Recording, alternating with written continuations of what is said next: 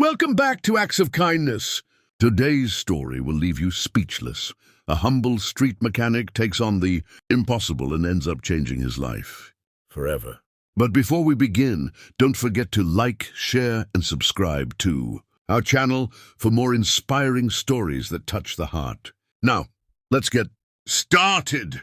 Ryan Miller, 34, lived a quiet life in Los Angeles, working out of a small beat-up garage that barely held his tools and the cars he repaired. He wasn't a certified mechanic, nor did he own expensive diagnostic machines like big dealerships. But in his neighborhood, people trusted him more than anyone else.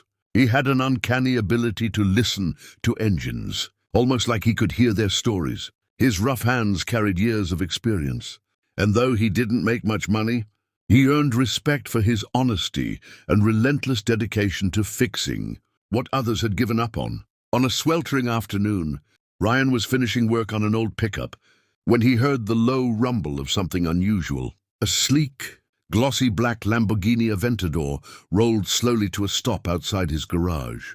Its sound uneven, like a predator limping on a wounded leg. People on the block turned, their heads in shock. Such cars were never seen in this part of the city. The door lifted upward, and out stepped Victoria Hayes, 32, a strikingly confident woman dressed in business attire. Her expression clouded with frustration and disappointment. Victoria introduced herself quickly, her tone direct and weary. She explained that her prized Lamborghini had been to 3 different luxury dealerships, each of them claiming the problem was unsolvable. "They told me it's impossible to fix," she said almost bitterly. "The only option is to replace half the engine. But I don't buy that." Ryan, leaning against his old toolbox, studied her carefully. He wasn't intimidated by her wealth or the car's prestige. After a pause, he simply said, "There's no such thing as impossible. Every machine has a way of telling you what it needs." Intrigued but skeptical, Victoria agreed to let him try. Ryan opened the hood and crouched over the gleaming engine bay, his calloused fingers tracing the parts with an intimacy born of years of practice. While others had relied on computers and software diagnostics, Ryan relied on his senses. He closed his eyes, listened to the engine's uneven rhythm, and felt the vibrations in the frame. He quickly noticed something subtle, a misaligned component in the fuel system that wasn't broken, but installed with a fraction of error. That tiny misalignment was enough to throw the entire system off balance. With simple tools and precise adjustments, Ryan went to work. Sweat rolled down his face, and his shirt stuck to his back as the afternoon heat grew heavier. Victoria stood nearby, watching him closely, half expecting him to give up like the others. But Ryan never once hesitated. His movements were confident, deliberate, and patient. Yet his respect for the machine was evident in the way he touched every part. He didn't rush, and he didn't boast. He just worked, quietly and intensely. Hours passed until finally Ryan tightened the last bolt and closed the hood. Wiping his hands on a rag, he looked at Victoria and gave a small nod.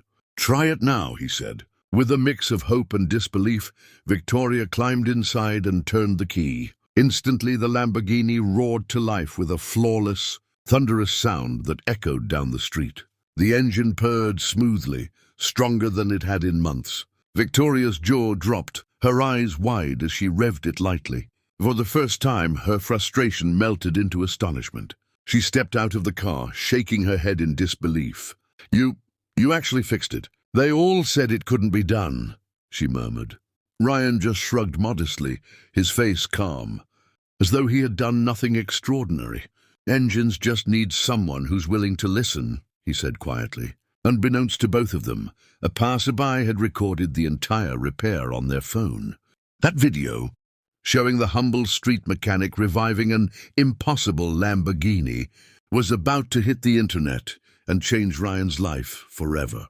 The following morning, Ryan's quiet world was shattered when his phone buzzed non-stop.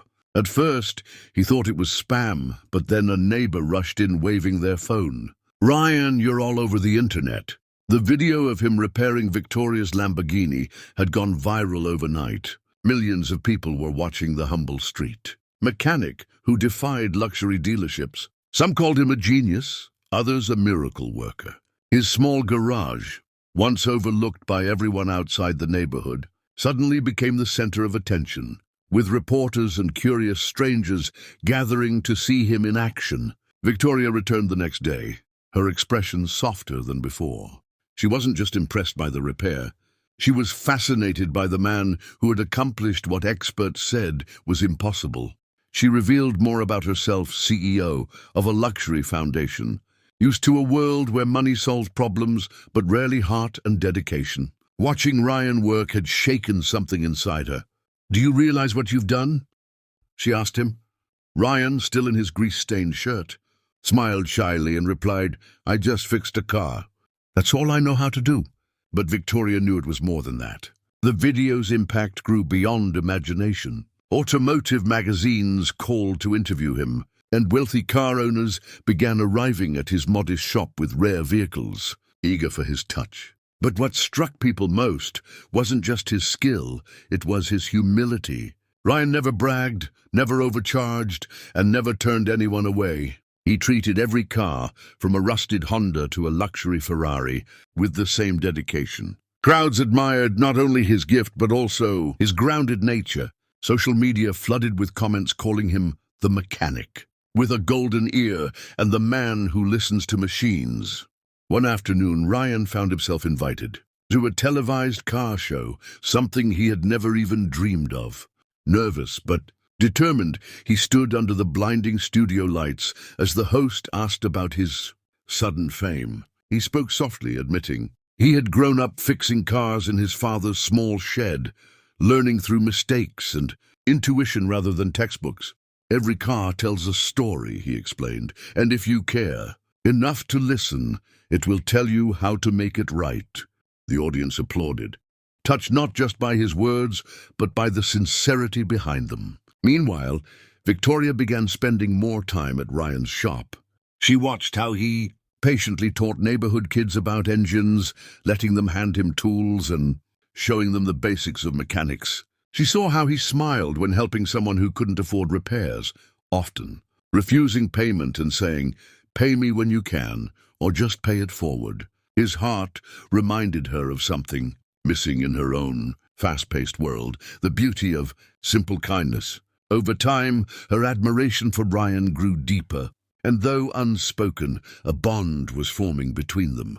Weeks later, Ryan received an invitation to a charity gala hosted by Victoria's foundation. Nervous in a borrowed suit, he stood awkwardly among millionaires and celebrities.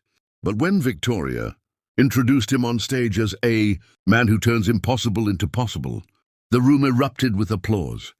Ryan spoke from the heart, telling them he was just a mechanic who believed in listening, not only to engines but also to people. "Sometimes the smallest act of care can change everything," he said. The crowd was moved, realizing his story wasn't just about cars, but about humanity. That night, as Ryan walked home under the city lights, he felt a quiet amazement at how life had shifted. He was still the same man who loved fixing cars, but now he carried the weight of people's admiration and hope. In his pocket, he kept Victoria's business card, offered with a smile that hinted at more than just professional interest. For Ryan, what started as a simple act of repairing an impossible engine had turned into something larger, a journey of recognition, respect, and perhaps even love. His destiny, once bound to a small garage, was now limitless.